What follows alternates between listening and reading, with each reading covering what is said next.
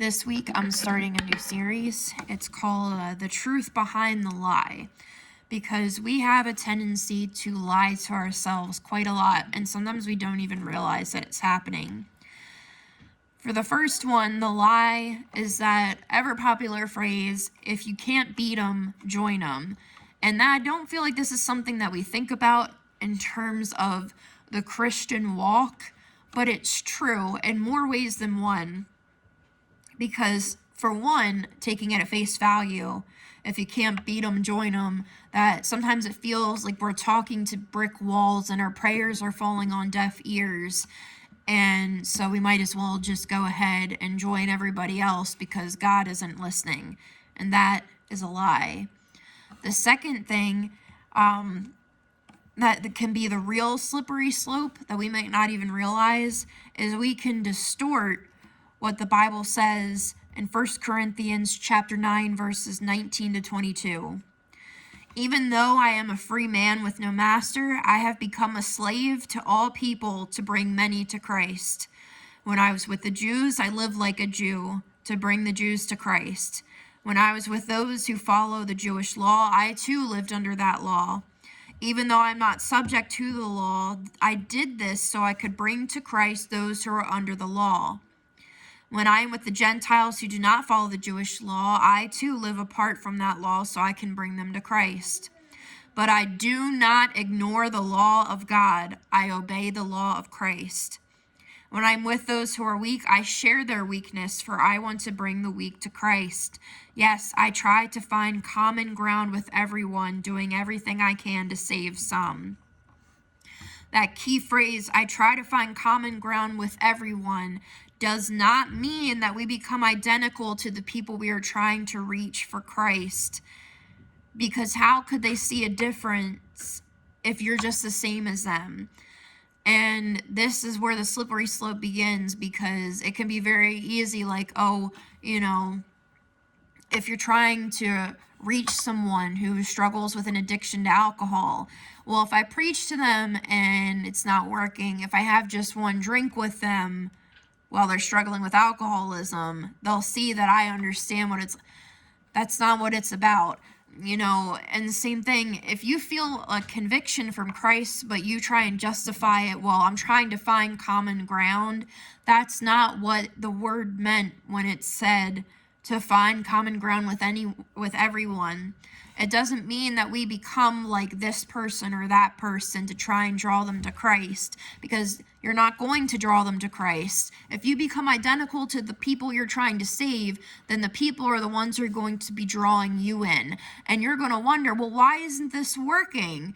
I'm doing some of the things they're doing, not everything, but they're not changing. This must be God's fault, not mine. So since I can't win them, I might as well join them. And that's not how it goes. There has to be a difference. In 1 Peter 2:9, it says, but you are not like that, for you are a chosen people. You are royal priests, a holy nation, God's very own possession. As a result, you can show others the goodness of God, for he called you out of the darkness into his wonderful light.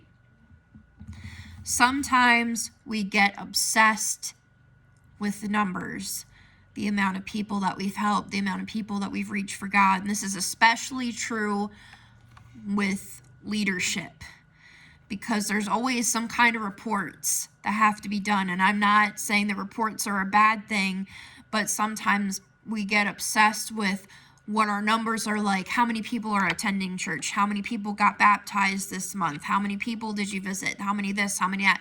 All these numbers. And then it even goes into more like, well, how much tithe money was made this week? How much money's in church? And it gets all obsessed with these numbers.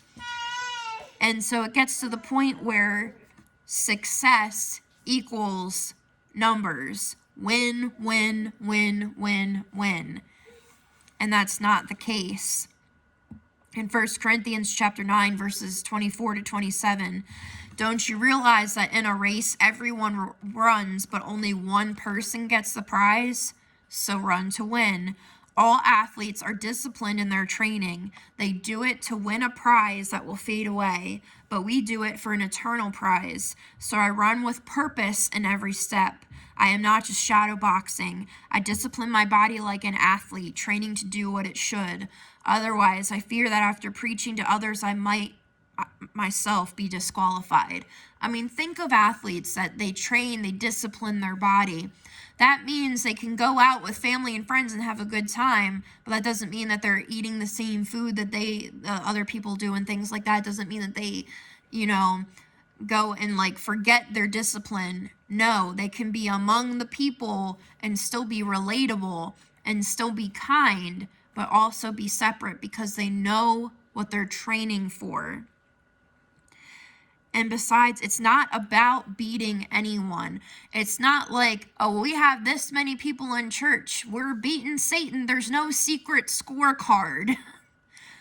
There's no game to win. If you're a Christian, you've already won. When you're going out and you're trying to reach people for Christ, it isn't about getting numbers so that way the seats are filled. It isn't about getting numbers so that many people are, at a church event and now I've won the bicycle that was part of, and I'm not saying incentives are bad because they're not. Incentives are actually really good because it can get people out of their comfort zone to reach people and invite them to church as they might not be regularly. And then once they see that it's not as difficult as they think it is, they might be prone to do it more. And that's what that's about. But we cannot save people. And that's part of our discipline we need to remember first and foremost. It is not our power that brings people to God. It is not our power that changes people. It's not our power that brings people to church, but the power of God. We can only be used as an instrument by God.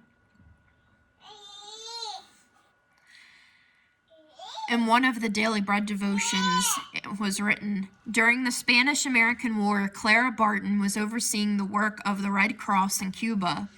One day, Colonel Theodore Roosevelt came to her, wanted to buy food for his sick and wounded Rough Riders, but she refused to sell him any. Roosevelt was perplexed. His men needed the help, and he was prepared to pay out of his own funds. When he asked someone why he could not buy the supplies, he was told, "Colonel, just ask for it." A smile broke over Roosevelt's face. Now he understood. The provisions were not for sale. All he had to do was simply ask, and they would be freely given.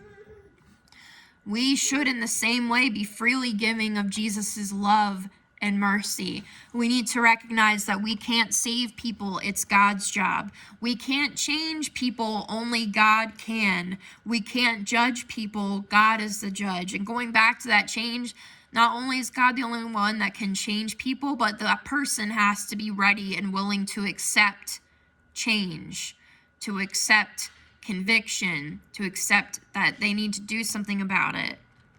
We can't force anyone to do that. And this doesn't mean that we need to give up and give in, because what's the point? If you've given up and given in, then you are denying God and his ability to use you. You are closing yourself off from all the people that God wants to use you specifically to reach. Because there are some people, I have lost friends and I have lost family members that want nothing to do with me because I felt the call of the Lord to preach. They were fine with me being youth pastor as long as I said youth leader and not pastor, even though I went through the school and did all of my tests and aced them, no less. But I digress. A lot of people do not believe that women should be ministers. And when I answered the call that I know is from God, because I'm telling you right now that when I am doing the work of the ministry, not just preaching, but setting up for church, calling people, helping people out, and doing the work of the ministry, I feel whole and complete. Even the things that scare me and the things that are still out of my comfort zone, I'm able to get through it because God has called me to do this. And whereas me being a pastor might turn a lot of people off and away from God and Christianity, I can still reach people that others wouldn't be able to because of their gender or how they look or their age or something like that. And that's not to say, look at me, or I'm perfect, or I'm this and that. That's not true. It's because it's what God has called me to. And as I look back on everything I've been through, every horrible thing, every time I was abused, every time I was outcasted, especially by people in the church, I realized that that was God preparing me for this calling to build a church through his eyes, to show God's love and grace and mercy where other people might not. And that doesn't mean that I get it right all the way either, because there are times where my own blindness, my own humanity gets in the way.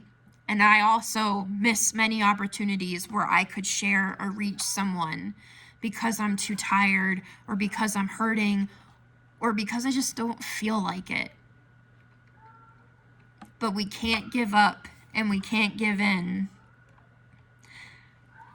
Being one of God's children, answering his call, whether that be to be in ministry, whether it's a call to pray for someone, to start reaching out to people, to have a card ministry, to start sharing.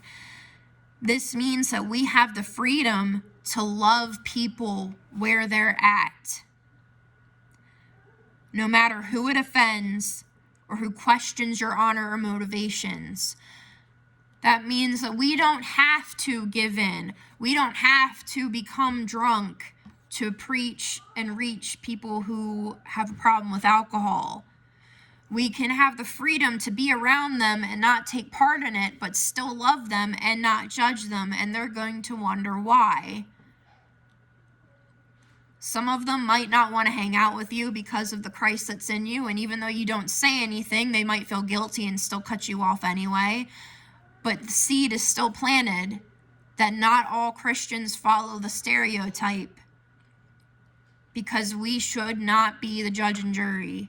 Some people's sins are much more pronounced and obvious, but that doesn't make us any less of a sinner. We've just been saved by grace. And just think of next time that you are hanging out with or talking with someone in regards to reach them. And just because you're not thumping a Bible on their forehead or screaming Bible verses at them does not mean that you are not reaching them. In fact, I remember within this past year, someone was talking about the parties that we used to have at my house. Not just Christmas, but Memorial Day, 4th of July, sometimes just because. And even though there was no alcohol or drugs going on, people always had fun, and everyone was always welcome. And someone was telling me how our family really blessed them, because we could be playing cards and someone would just ask about the church or ask about God, and we would just talk about it excitedly, but normally. Not like, oh, now's the time to pressure them and just pull them in because we need those numbers. But just treat people like they're human, because that's exactly what Jesus, our example here on this earth, did. And who attacked him? Members of the church, Pharisees, were attacking him. How could he claim to be this if he is sitting with the least of these? And then Jesus did what? He pointed out that a doctor does not see well people, a doctor sees sick people. And so in the same, God is going after those who are lost. How can we go after the lost if we don't spend time with them? How can we go after the lost if we're spending time with them, but we're pretending to be them in order to save them? It doesn't make sense. The Christian life truly is a difficult one. It is a balance, and how we maintain that balance is recognizing the freedom that we have in Christ, that we don't have to conform to what other people think we should be, Christian or non, that we just need to follow God, because God's will for us is the most important thing. God will use us and make us righteously stubborn to stay on the right path.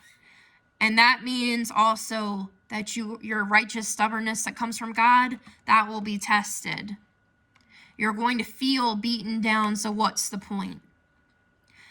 You're going to feel not like a Christian some days. Sometimes there'll be a period where it's most days.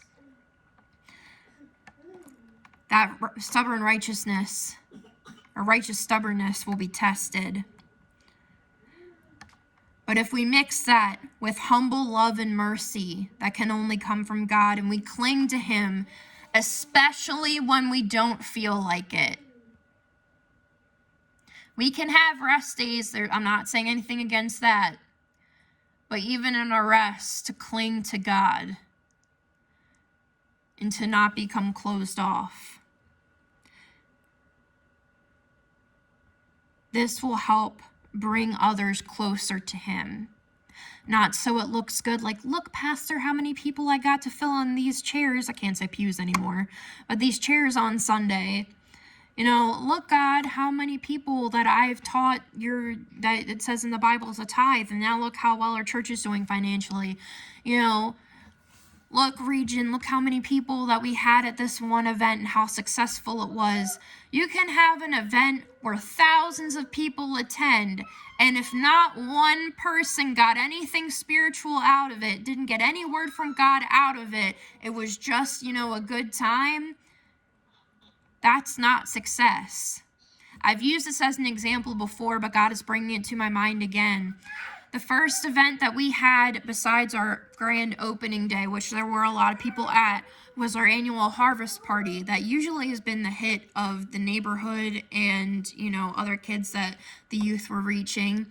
But all of the youth kids have graduated, not just high school, but college. And when we were in a state of bringing more kids in, our building burned down and we had to move to a different location while this was being worked on.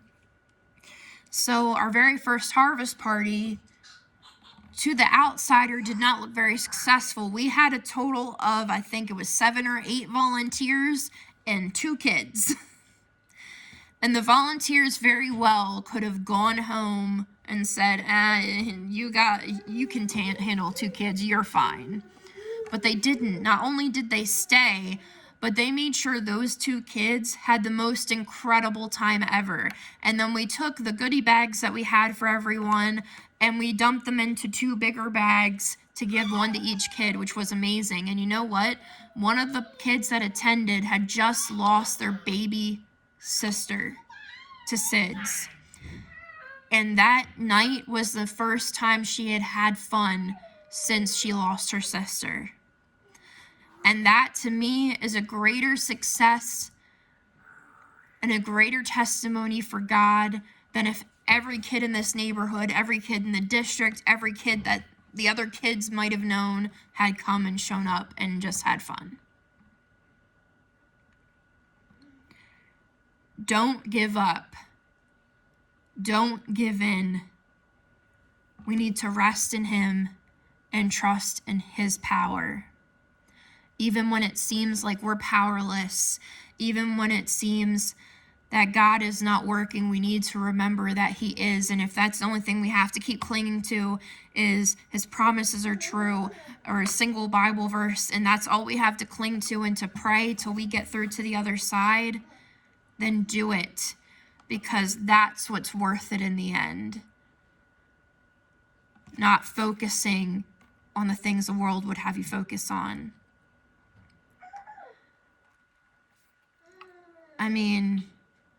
It could be so easy to get discouraged and feel like God is not listening. So much so that we close our eyes to seeing the opportunities we have to share Him, that we have our eyes and our minds and our hearts and our spirits closed to where we can't see Him working anymore. So our misleading thought becomes truth in our eyes, and then we give up and give in because there is no point. Don't give up. Don't give in. Cling harder. And God will get you through to that other side, whatever the other side is for you.